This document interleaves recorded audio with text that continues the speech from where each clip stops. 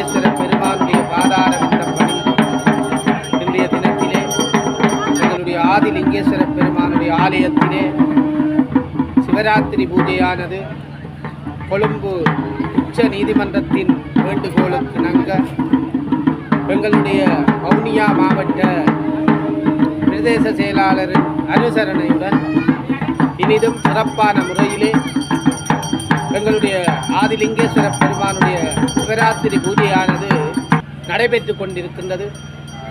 இப்பொழுது பகல் பூஜையானது இது சிறப்பான முறையிலே இடம்பெற்று முதலாஞ்சாம பூஜை ஆரம்பமாகி கொண்டிருக்கின்றது.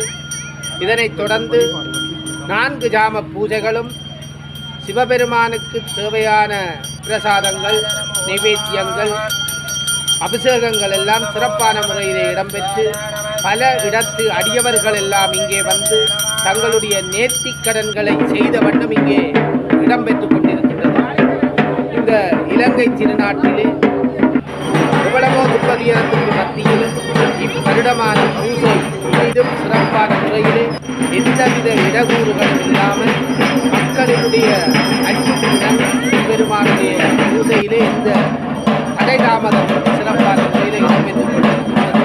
அடியார்கள் எல்லோரும் இங்கே வந்து திரண்டு அறநெறி பாடசாலை மாணவர்கள் தொடக்கம் இந்த ஆலயத்திற்கு வருகின்ற பக்த கோடிகள் எல்லாரும் அவரவர் கடமைகளை சிறப்பாக செய்து பரதநாட்டியங்கள், மங்கள வாத்தியங்கள் முழங்க, லிங்கத்துக்கு தண்ணி ஊற்றுபவர்கள் ஊற்ற அவர்களுடைய நேர்த்திக்கடனை எல்லாம் சிறப்பான முறையிலே இங்கே செய்து கொண்டிருக்கின்றார்கள்.